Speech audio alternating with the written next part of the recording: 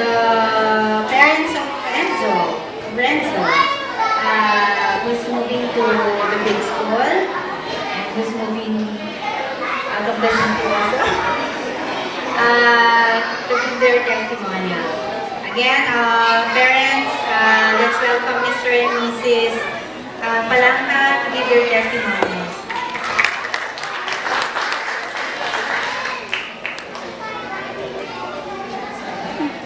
So, good morning, parents, grandparents, and graduates. Hi, salamat nakapagpag-graduate din ako. ganito po pala yung feeling every time. Actually, this is the same feeling that I felt 2 years ago when Enzo had his first graduation way back in 2009. I can still remember Enzo's first day at Playlab. We were so excited at that time that my husband and I filed for a leave of absence just to be with Enzo. Enzo still wearing his diaper and his bottled milk as his baon. Kaklase niya pa nga po nun si Bembem. Si Bembem na hindi pa masyadong marunong maglakad, na ngayon nakalakad na. With all honesty, I was hesitant at first if Playlab can teach Enzo. Being the usual toddler that he is, with very short attention span, hindi ko alam kung paano nila matuturuan yung anak ko. Kasi I've tried the flashcards, I've tried the numbers. Hindi ko talaga ma-impart yung knowledge sa kanya. True enough, after 6 months, Enzo can read alphabets and can write them. Sa sobrang enthusiasm niya nga po, yung wall namin has become a living canvas of his artwork. Hanggang ngayon, yung inalisan namin bahay, puro doodles ng anak ko, sulat ng anak ko. 3 years after that, here I am giving my testimony to all of you.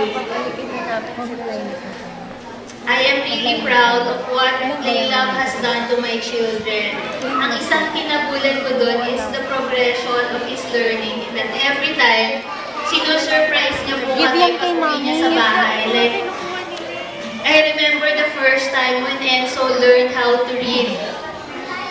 Kasi sa bahay, because of his very short attention span, hindi po namin siya tinuturuan. Siguro, dahil maaga siyang nag-aral, I let all the learnings happen in school para hindi siya ma-pressure. And then one time, he came home, marunong na siyang magbasa. And he was like 4.5 years old. And prior to that, we were doing spelling already at 4 years old. Imagine parents, ako nga iniisip ko, ano ba yung what I was doing when I was 4 years old? Parang naglalaro lang ako doon. Imagine my son can do spelling because of his very strong phonetic skills. And at 4.5, he can read. Ang mas nakakagulat po is last December, when he came home, ang nagulat kami because he can do addition. And the style that was taught to them was very much different from the style that was taught to me when I was in grade school. Sabi ko, iba na pala yung style ngayon. Kaya ang bilis ng pick-up. Now, Enzo, at 5 years old, he can read precisely, write legibly, more legibly than his doctor dad. He can do addition, he can do subtraction. Sabi ko nga, itatry ko siya sa grade 1 para makatipid kami ng 1 taon. But I think what makes me proud to be a Playlab parent is, although the school is small, I think they give really a good education to my son. That they prepared him for the big school that he will be in the next school year. As a parent, I have no doubt that I was even, sabi ko nga medyo hesitant akong ipasok siya sa pre-kinder because of the learnings that he have already. Baka lang mainip dahil given the curriculum siguro, advanced na siya. I think for me, I think he's advanced for his age because yung reading skills niya po is not just reading without comprehension. It's really reading with understanding na kaya niyang ikwento sa akin after yung pinabasa niya at 5 years old. That's what really, I think, siguro the focus, the commitment of all the teachers. And because of this, I give my hats off to all the teachers. Teacher Mabel, Teacher Kevin, Teacher Chami, who by the way is Enzo's crush. Yes, Teacher Chami.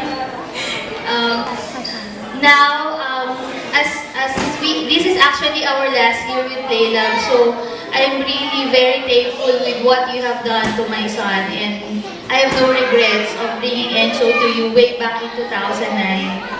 And to all the parents out there, I hope you can feel the same satisfaction, same that we felt as parents when it comes to the education of your children. Because right now, I know that my son is very well equipped and prepared for the big school challenge ahead of him. Again, thank you teachers and thank you Playlab.